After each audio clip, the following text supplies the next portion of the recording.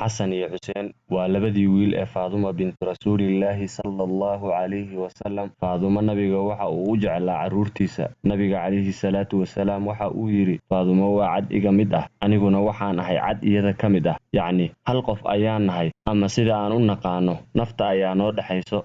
Carruurteeda labada ahaa xasan iyo xuseen waxaa loogu yeeri jiray carruurtii nabiga. Hadda ogow, waxaa kale oo jiray carruur kale oo badan oo ula sinaa nabiga, balse looguma yeeri jirin carruurtii nabiga labadooda. Nabiga calayhi salaatu wasalaam waxa uu noo sheegay in ay yihiin madaxda dhalinyarada jannada.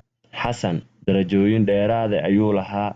Maalin waxaa la maqlay isagoo garabka ku wada oo leh, Ilaahayow waan jeclahay ee jeclow, ama Ilaahayow waan jeclahay ee jeclow isaga iyo ciddii jeclaataba. Maalin kale isagoo mimbarka ku taagan, xasanna garab taagan yahay, ayuu yidhi, wiilkaygan waa sayid, waxa uu kala badbaadin doonaa laba kooxood oo muslimiin ah. Taasoo dhacday markii uu tanaasulay sayid Mucaawiya radiyallahu canhu. Xasankii sidaa u wanaag badnaa iyo waxaa isqabtay walaalkii ku aabba ah oo magaciisa u ahaa Maxamed, caanna ku ahaa Maxamed ibnu Xanafiya.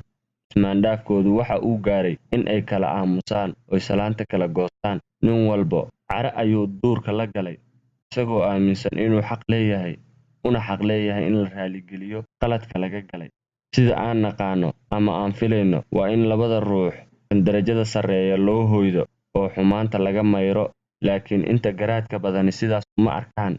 Maxamed waxa uu qaatay warqad iyo qalin. Salaan kadib waxa uu qoray hadal micnihiisu ahaa, Eebbe ayaa iga kaa fadilay, wuxuu ku siiyey darajooyin aanan weligay gaarayn. Sida layga kaa fiicneeyey u fiicnow, oo markii ay warqadan ku soo gaartay ii imow adoo raaligelin iigu socda. Sayidina xasanna markii uu akhriyay warqadda, waqti ma uusan luminin ee waxa uu usoo degdegay raaligelinta walaalkii. Halkaas ayayna ku dhammaatay madmadowgii dhex maray.